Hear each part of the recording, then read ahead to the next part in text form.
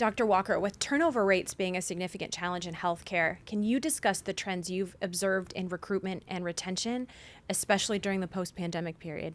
Certainly. So we're a different organization. I think all across the nation, everyone is different. We have to go after talent in a very crisp, agile fashion. We are competing for the same type of talent, and we have to create environments that are very cultural based to remove barriers and have that glue of retention that staff and talent would say, that is the very best place to work. And in order to do that, we've had to completely rebuild how we think about and how we go after talent. What we call is a more of a candidate-centric model versus an employer-centric model. So work-life balance is very important. Different shifts are very important. What I bring to work every single day, and do I have leaders that are there for me?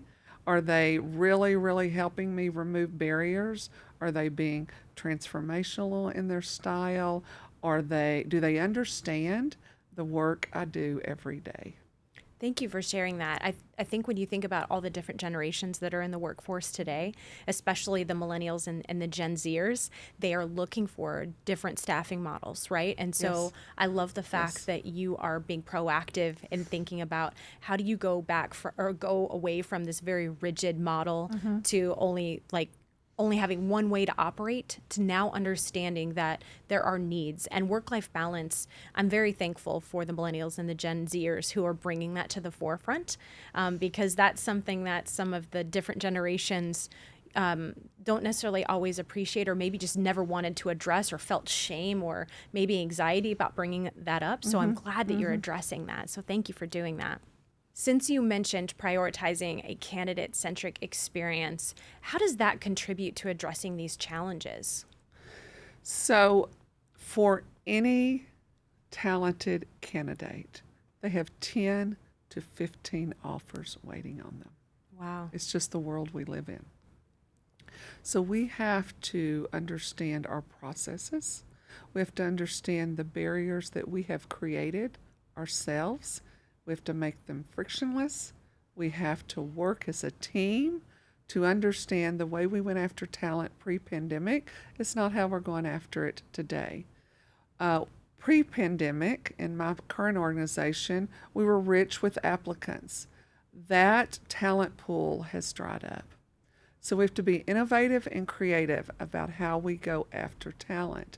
And we've learned so much as an organization coming off of this pandemic that we did some of those hoops that our candidates had to jump through. We created them ourselves. Oh, man. And we had to pause, back up, think from the candidate's viewpoint, how does that feel that it took so long for you to call me back? Maybe you really don't want me.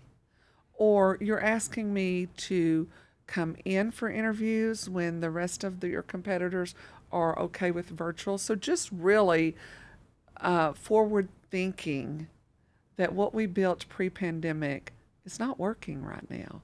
And accept for any of the team members to raise their hand and say, hey, have you ever thought about A, B, and C? We reworking it. When you think about A, B, and C, is there a way we could make it smoother? So we did that, and we allowed freedom. Anyone raising their hand and saying, I heard from a particular candidate that someone else reached out to them quicker. Let's explore how we can do that too. That's awesome. So gone are the days where you're able to wait for 5 days in between interviews they've and left hiring. the building. Exactly, right? They've accepted that offer.